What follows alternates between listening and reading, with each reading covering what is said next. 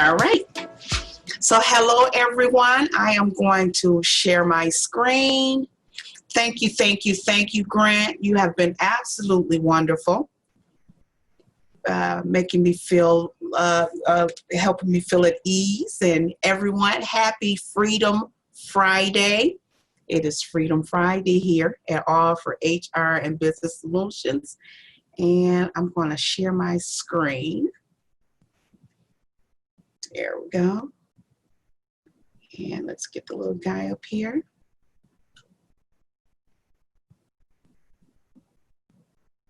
Here we go.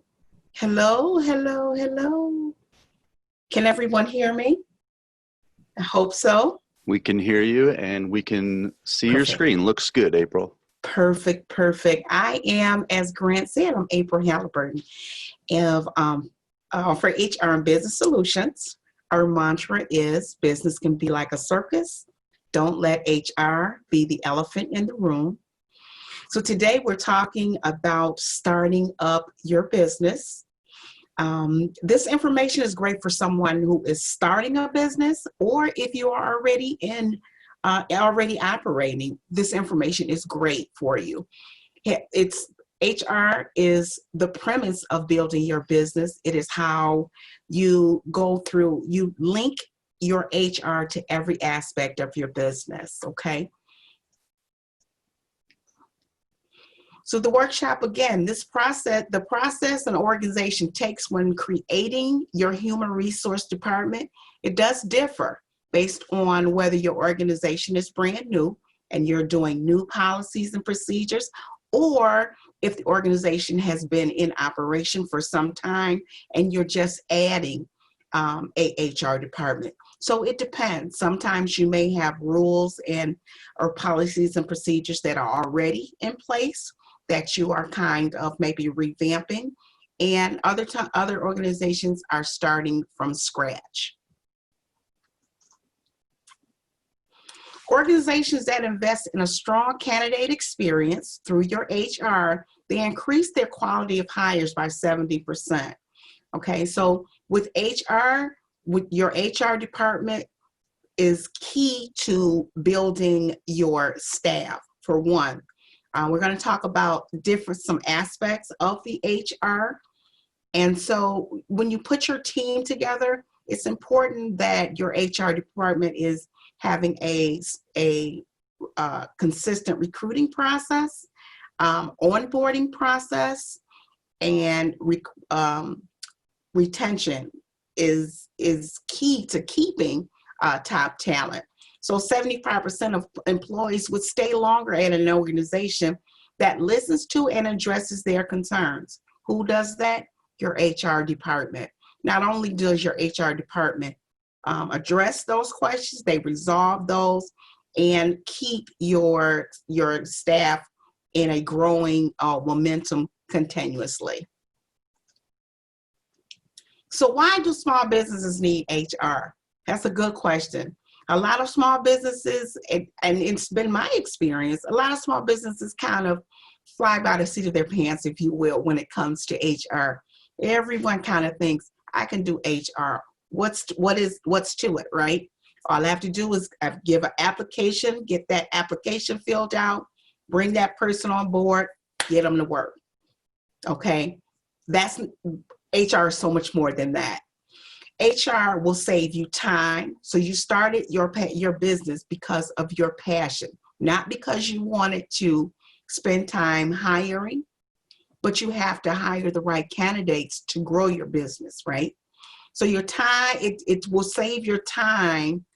Your time should be spent on growing your organization, okay? So HR will helps control those costs.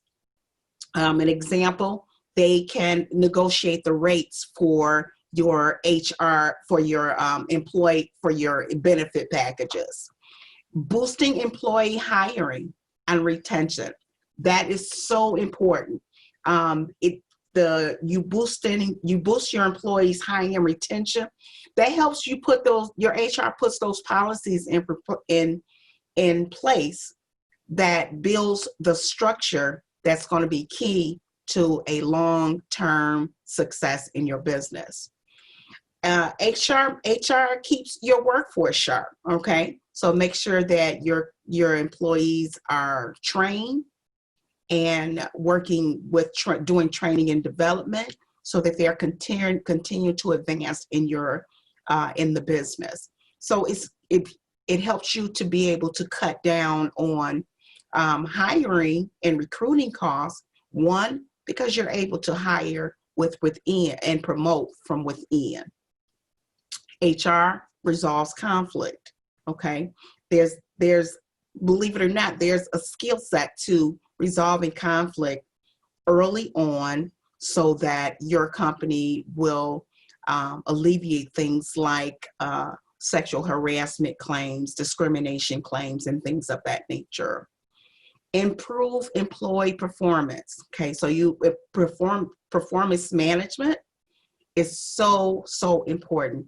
You have to be able to make sure your employees are reaching the goals that you are setting with your clients or your customers with regard to whatever product or service you're delivering.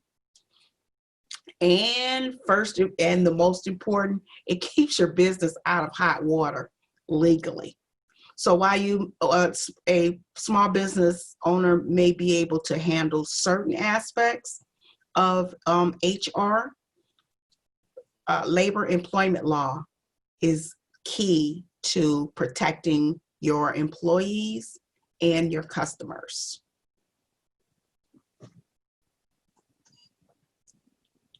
So you're building a foundation for your business through HR. These are the aspects that we talk about and we deal with. Creating a vision and your mission statement, preparing your business plan, identifying your business, which is your service or your product that you're delivering, creating a pitch, a logo, and a mantra. All of these things are dedicated to building the structure and the culture of your business. Developing a clear description of your product and service, your company structure, whether it's a sole proprietor or whether it is an LLC or a S Corp.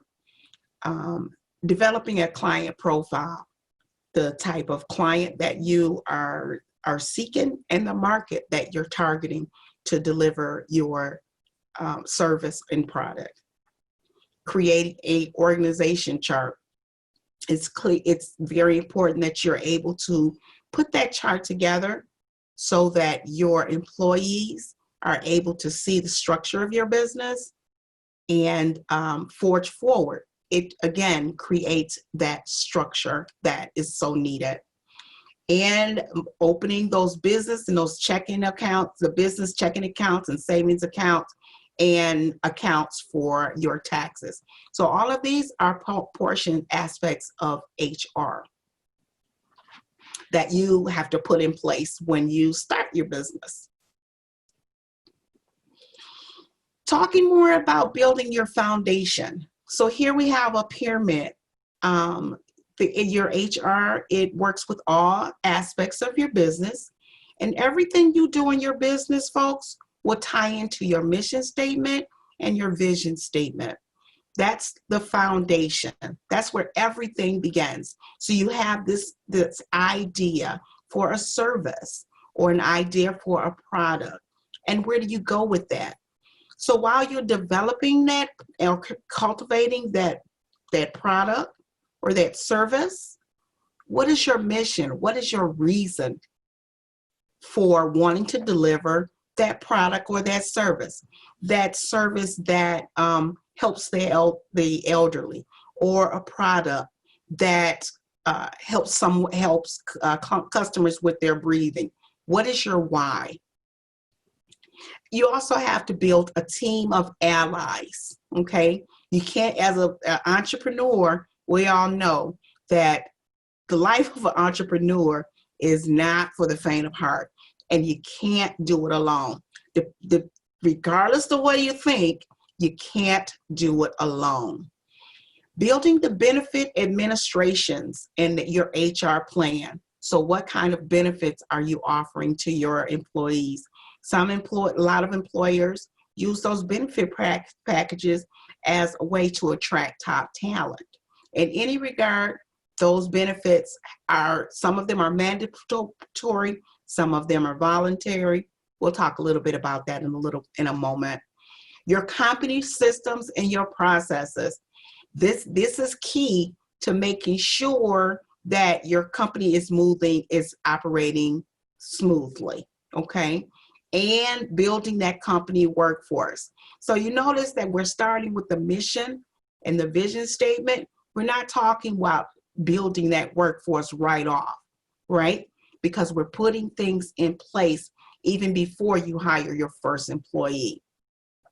The HR policies, procedures, practices, and the SOP, standards of procedures.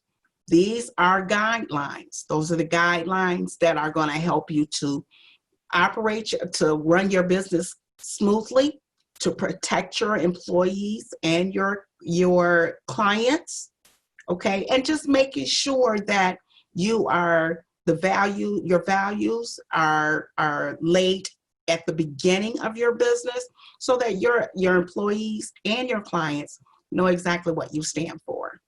And onboarding and safety procedures, along with some other procedures, are all things that are all aspects of HR that you're putting in place when you're building your company.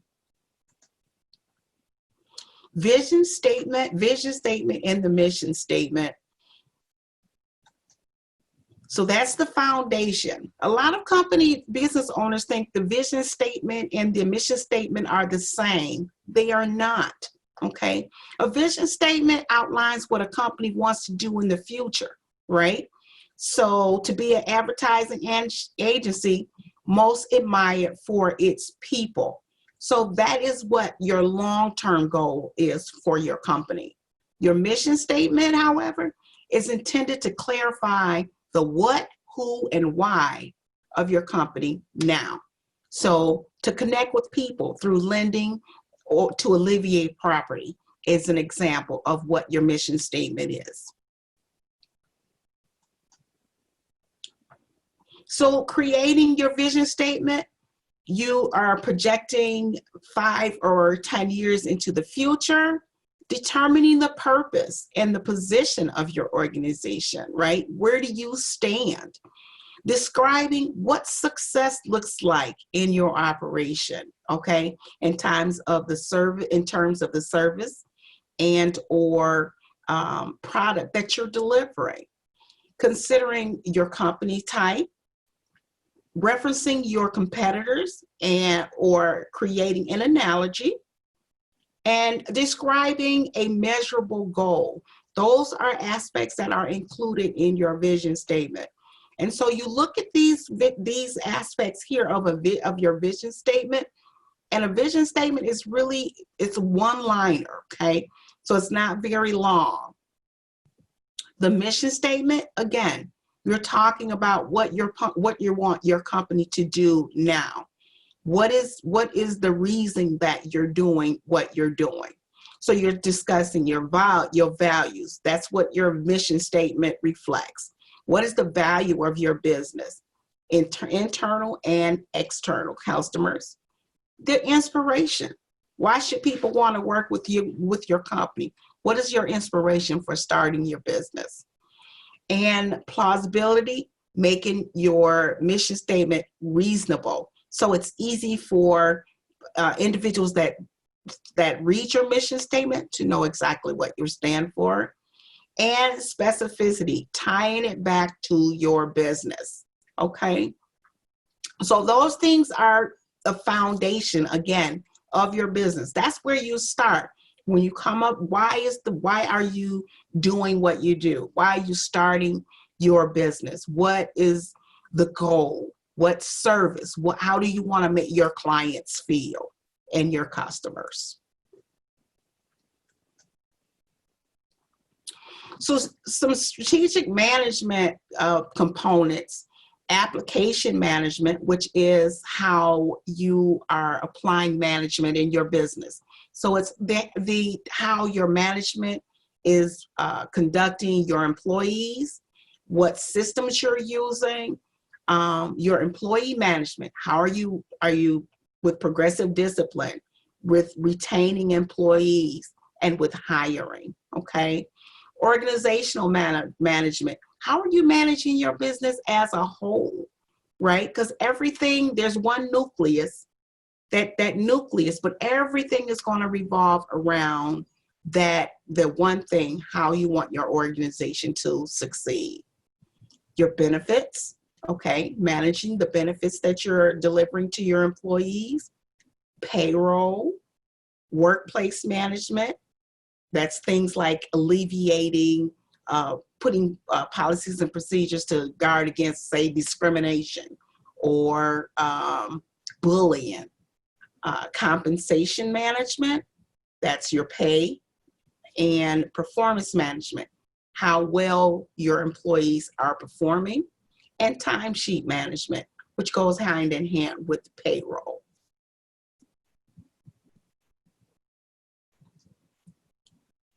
So we're talking about building the team, your team of allies. Again, no entrepreneur can do it on their own, not one, okay? You have to build a team, okay? And so you cannot, again, have an epic business without a great team. No matter how good your solution is, you can't do it alone. A great team, it starts with you, your idea, or for whatever product or service you're delivering.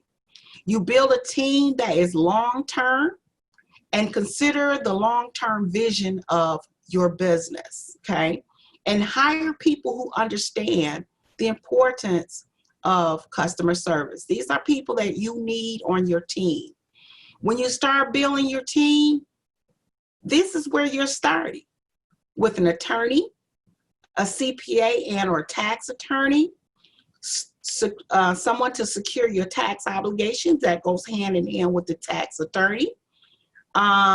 Someone that operates your pay structure, that could be a CPA or a payroll system or agency.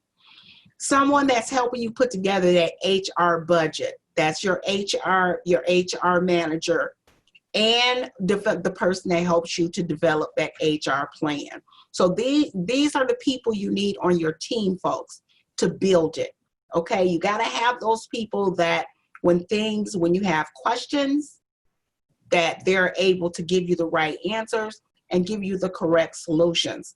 That way it helps you to keep out of hot water, say with tax attorneys or attorneys that help you guard against sexual harassment or discrimination or things of that nature. So these are the individuals that are on your team. Okay, so this is what you look for. These are the people that you look for when you start your business. They help you set up your LLC, help you find the right payroll company and the right CPA and for your company, and help to secure all the other aspects of that team. Again, entrepreneurs cannot do it alone, okay? As an entrepreneur, you're focused on building your dream. You can't be everywhere on everything. So you have to have that team that is going to believe in your vision. And your team members must understand how important customer service is, okay? Customer service is key. While the customer is not always right, we are at a time when business is customer centric, okay? So you have to focus on the happiness and the solutions that you are providing to your customers, and the best way to do so. Benefits and administration and planning. That's the health and wellness for your employees. It's key, okay? So you want to know a lot of small businesses may start and may not initially start off with benefits. Most small businesses do have a goal of eventually providing benefits. So again, small businesses may want to start off providing only a few, and then offer more benefits as they grow.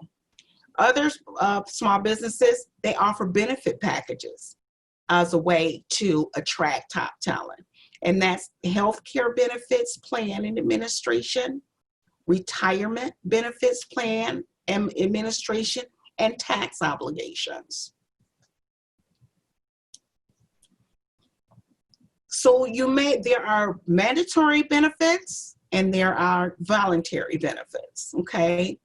And mandatory benefits are workers' compensation, unemployment insurance, and paid disability and insurance and sick leave.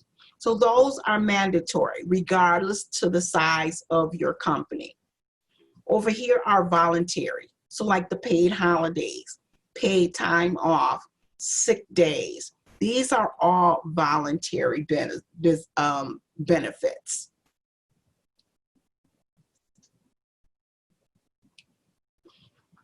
Next, we're talking about your systems. So we're going to talk a little bit about the different systems that you have in place that your HR is going to help you put in place so that your company operates smoothly, if there is such a thing, right?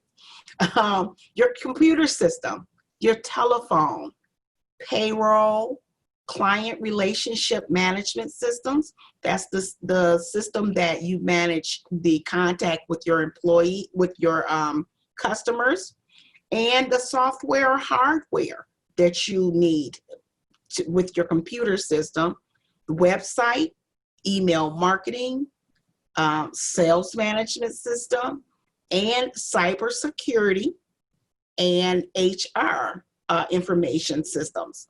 So all of these are key to your business running smoothly. And it's ideal if your systems are all kind to where they can talk to each other. That way you're not having to spend a whole lot of time entering information into one system and then go and do it to another system and then to a third system.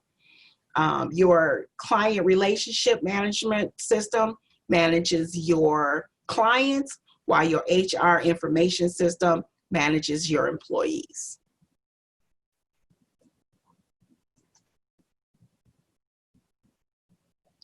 So again, the company processes and systems that we just talked about, that's where the rubber hits the road, folks.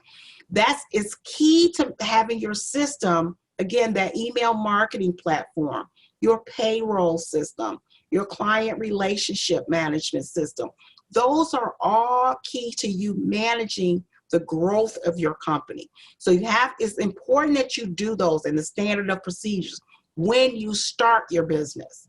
Okay, because it's a lot easier to start it at the beginning than to say grow to 10 or 15 clients and you're trying to grow more clients and then trying to find a system that is going to be applicable to what you need. The best way to do it is to put those platforms in place at the beginning when you start your business, so that your business, your platform is what you need. Okay, so you're building that platform as you grow. Okay, so that's very important. A lot of times small businesses look at the different platforms, so you have to be careful with that. You look at the platforms, you see all the bells and whistles and all the colors and this, that, and the other, and then you get that system. You paid money to put that system, have that system implemented, and then realize this is not what we need. Or it has all of these things, but we only need, it has A, B, C, D, E, F, G, but we really at this time only need A, B, C, D. Okay, so you have to be really careful about the platforms that you're implementing in your business. And again, keep in mind that it's ideal that you have the platforms that talk to each other. This is again, the objectives. You want to make sure your systems make sure your business runs smoothly. You service your clients effectively, and build confidence in your system so that as you grow, your systems are able to accommodate you and help you manage your growth. Systems and processes also build your company culture, okay? Because it helps your employees to, when they learn the system, to service your clients better. And they help build long-term strategies for success in your business. And there are tons and tons of processes and systems out here. So you have to be careful. Me, myself, I'm a small business owner, and I look there are a lot of systems that are free for small business owners, or that are of a low monthly cost. So you don't now necessarily have to start off spending thousands and thousands of dollars on a CRM system or a payroll system. But it is important that they are able to talk to each other so that it cuts down on you having to manage a whole lot of platforms.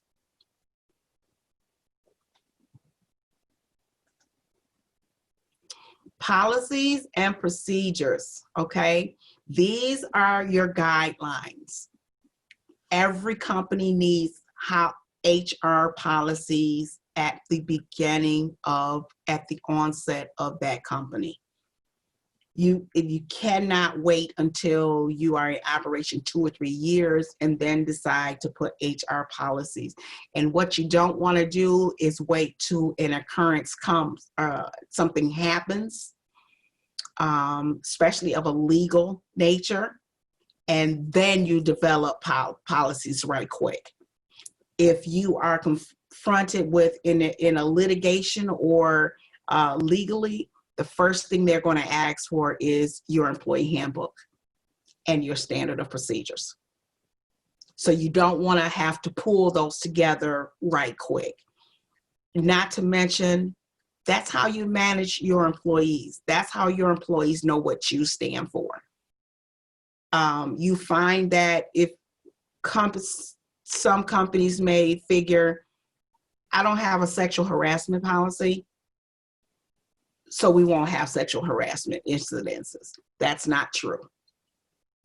Okay, policies are there to protect your employees and your customers, okay? So you need those HR policies, the company forms, your personnel files, so they're manageable. Your personnel files, now everything is mostly digital, so your personnel files would be handled in your HR information system, the human resource information system. Record keeping requirements are key. You can really run into some trouble if you're not keeping records, okay? Employee handbook, safety procedures, your hiring and onboarding procedures. So your onboarding procedures needs to be a program that you're doing consistently over and over. And that is when you're onboarding your new employees, that new hire, you're not just hiring that person and then putting them in the seat and putting them to work. You're checking with them after 30 days, 60 days, 90 days to see how that person is performing.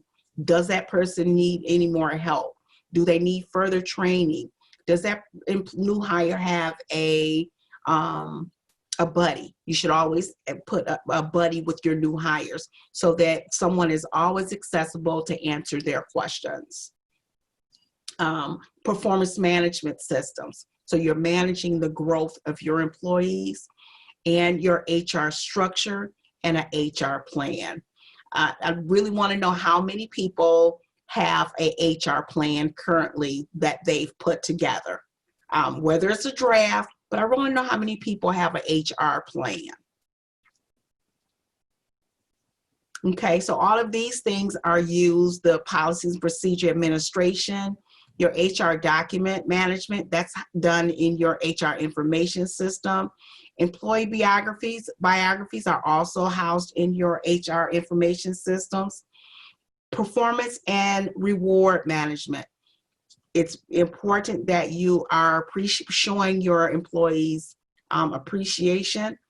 And a lot of times when you say that, the first thing people say, employers, is say, oh, I don't have the money to invest in a performance and reward management program. It's not that much. It's not that money. And it's not even, what's important is you can do something so simple as saying thank you, or a gift card, or acknowledgement to the great work that your employees are doing. Those things are key to employee retention. Okay. Training and development. You have to invest in your employees.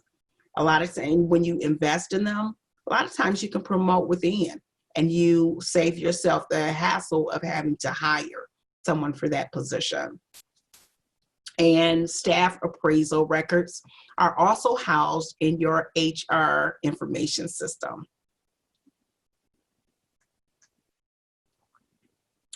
Building your staff. So now we come to building the staff. Now we're at the building your staff. Again, if you notice, we didn't start with, I have an idea for a service or a product. I want to start my business. Let me go hire somebody. That's not where we start, okay? So you're hiring the right staff, you're including the onboarding program, something that is consistent and it is done every time you hire, which includes your onboarding, the orientation when they start, the new hire orientation, if they have a benefits plan, that they know about the benefits, they receive the onboarding or employment package, they execute it, right? All of these things are done consistently. That cuts down on errors. That protects you as a company, and it protects your employees. Recruiting and retention. So you have to have a system for recruiting, okay? It no longer are there the days where you can take a job description and put on a job board and hire top talent in a week. Now, I'm not saying that's not going to happen, but a lot of times, many of you I know have done hiring, you put a job description out there, you'll get 150 resumes in 3 days and only 2 good candidates. Okay, so you have to be careful. You have to really have a system, and you have to be able to go out and look for the top talent that you need. I'm going to, at the end, I'll drop a resource in here for recruiting. You can, when you're doing recruiting, folks, again, you're not just going and posting a job description on a job board. You can go to your colleges, right? Go to your community colleges. You can go to the Veterans Administration and look for candidates to hire. You can reach out to your colleagues, or if you're a member of professional organizations, you can send out a job description and see if someone can refer someone. So you're gonna have to do a little work or a lot of work to get top talent, because top talent doesn't often just fall in your lap. Training and development. You must invest in the training of your employees. Okay, that's very important. You have to train them on whether it's a phone system, on whether it's a document management system. You can't throw them to the wolves. Okay, you can't hire them and sit them in the seat and there you go. Okay, and again, you have to monitor their performance.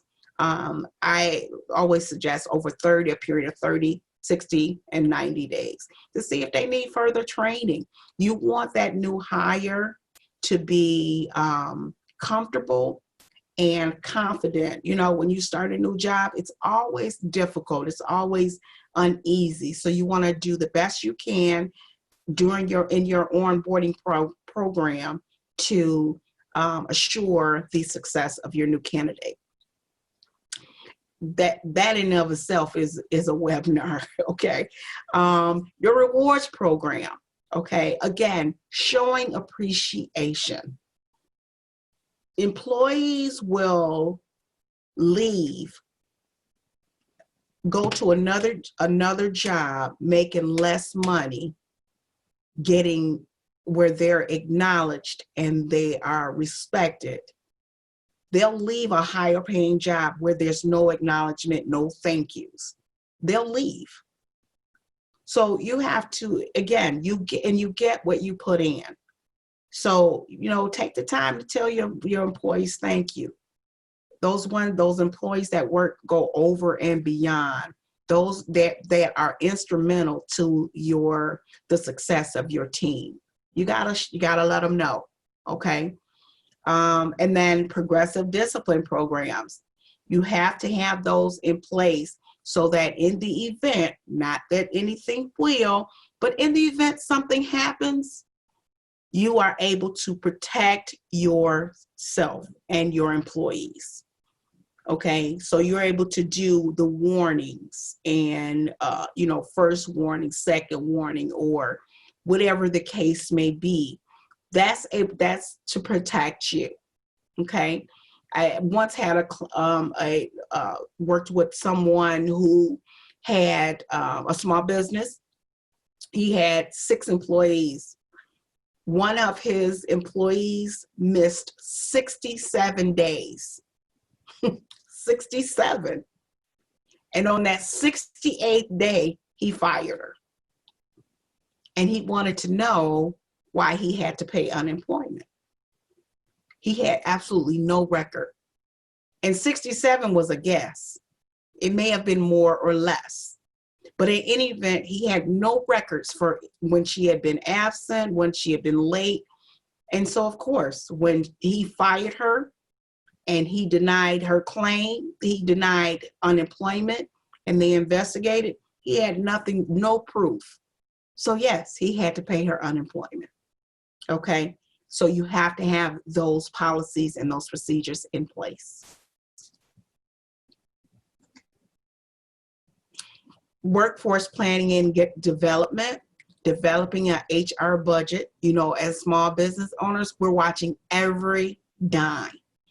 Okay, HR staffing plan. So you're able to forecast when you're going to need to hire. It's better to have a lot of small businesses, they continuously are recruiting. They may not be doing it as much because they don't have an open position, but they have candidates in the pipeline. And then you don't know, maybe in 60 days someone is leaving or someone is going on maternity leave. So it's best to be able to forecast those things and then have the time to hire the right candidates for those positions. Preparing job descriptions, very important. What can happen in a lot of instances is there's a job description put out there.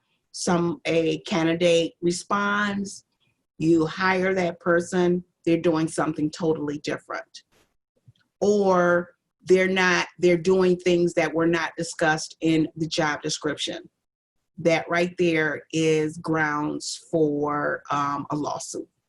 Okay, so you have to make sure your job descriptions are clear and concise on what exactly your new hire is to be doing. If someone quits or you have to fill a position, make sure the job description is updated on whether they're doing new tasks or duties, or whether some of them have been taken away. Make sure you adjust your job description accordingly. Developing your pay structure, whether it's going to be weekly or whether it's going to be bi-weekly, that right there is part of your workforce planning and developing as well. And again, the employee forecasting. So with your growth, for instance, your grand opening, you may need 4 people, but in 6 months, you might need 8 people, okay, because your company is growing. So then what you do is when you open, you start with the 4 people, but what you're able to do is to consistently keep recruiting so that when the need grows or comes for you to hire more employees, you have them already in the pipeline.